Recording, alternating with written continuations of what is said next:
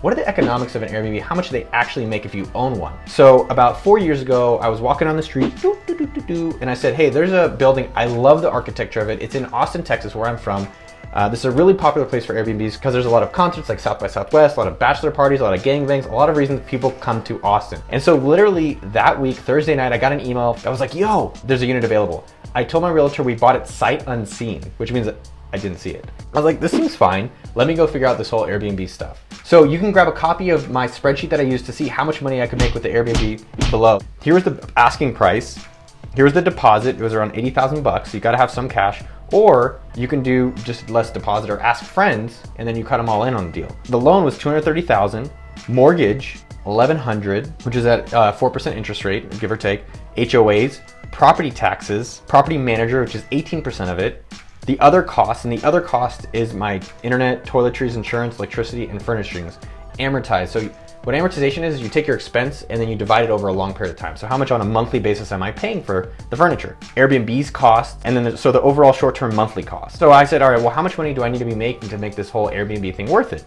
So I did a thing right here. If I can rent it for $140, 80% of the time, that's $3,360 a month. So I would actually make $700 in profit a month, which is an 11% return. That's not bad at all. And so the way I really looked at this as an investment is $700 a month times 12 is $8,400 a year, divided by the 80,000 I put down. So I'm getting about a 10% return on my money, which is pretty damn good. How much are you guys getting in your bank accounts?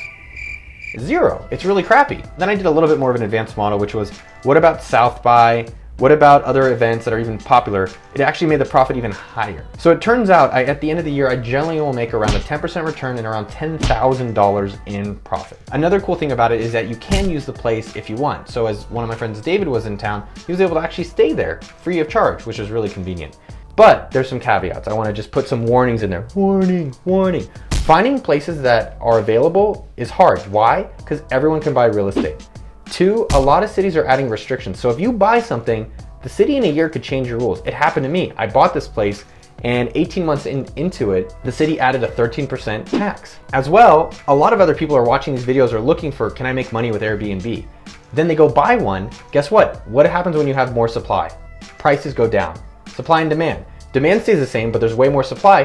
The prices are gonna plummet. So you're actually gonna be making less money. And I've seen the beginning when I started doing this in 2015, I was actually making like, remember my target was 2,600? So like 5,800 my first month, 3,500, 5,700 for, I'm like, dude, I am rich.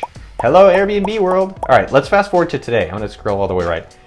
As you guys can see, now it's like 2,000 a month, 3,000 a month. Some months are good like March, but like August is 2,200. But one day, after I did this Airbnb thing, I ran the analysis. I said, all right, I can make 10,000 here. What else could you do with that time? So I thought, all right, well, we have AppSumo.com and we have Sumo.com. How long does it take us to make $10,000? Does it take us a whole year? Or does it take us a week or less? And I was like, it's a week or less. So why don't I spend my time on those things and let everyone else deal about real estate? And I'm not trying to be a greedy Jew, like, oh, it's all about making money. It has nothing to do with that. It's more, when I actually evaluated what was the best use of my time, it's not doing the Airbnb stuff, which egotistically is hard because I'm like, oh, I want more and I'm making money and look, it's real estate versus my virtual estate. You can't go and sleep in my email list. Would I recommend Airbnb?